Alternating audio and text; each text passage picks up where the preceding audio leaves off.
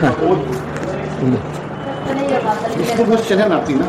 Vishnu Ghosh 65 lakhs CC আর minimum 15 বছরের CC খুব important account, খুব ইম্পর্টেন্ট অ্যাকাউন্ট।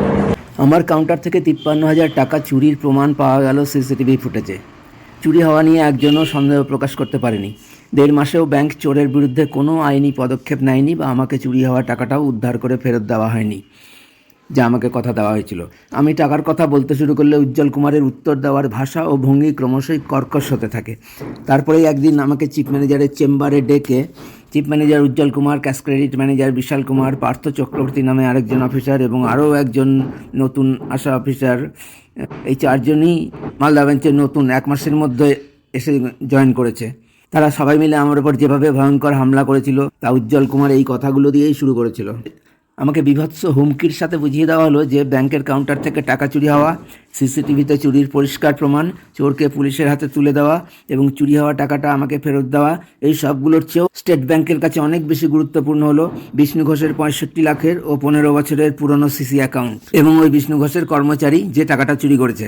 শেষ পর্যন্ত প্রাণে বাঁচতে আমিই চাকরি ছাড়তে বাধ্য হয়েছিলাম, কারণ স্টাফ ইউনিয়ন এবং সব ধরনের সমস্ত স্টাফের মধ্যে একজনও চুরির কথা জানা সত্ত্বেও এবং সিসিটিভি ফুটেজ দেখা সত্ত্বেও একটাও কথা বলেনি আমার পক্ষে।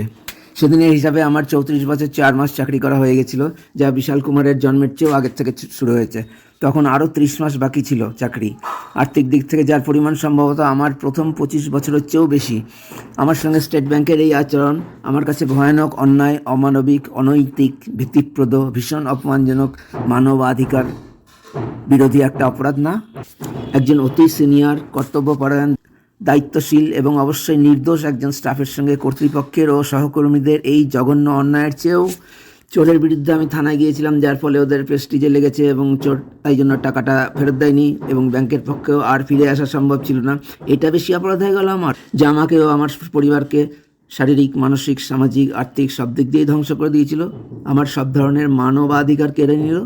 যে অন্যায়ের বিরুদ্ধে আমি স্টেট ব্যাংকের চেয়ারম্যানকে 8 বার, এই রজনীশ কুমার চেয়ারম্যানকে, জাতীয় মানবাধিকার কমিশনে, প্রধানমন্ত্রীর অফিসে, অর্থমন্ত্রকে অভিযোগ জানিয়েও এবং সেক্রেটারি অফ ফাইন্যান্স, অর্থমন্ত্রকের ডিরেক্টরেট অফ পাবলিক গ্রিভেন্স এবং অবশ্যই জাতীয় মানবাধিকার কমিশনে রিভিউয়ের আবেদন করেও কোনো বিচার পাওয়া যায় না।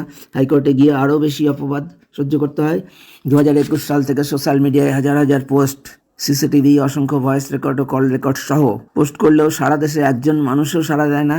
এতটা নির্লজ্জ, দায়িত্ব জ্ঞানহীন বিশ্বের সবচেয়ে জনবহুল দেশ।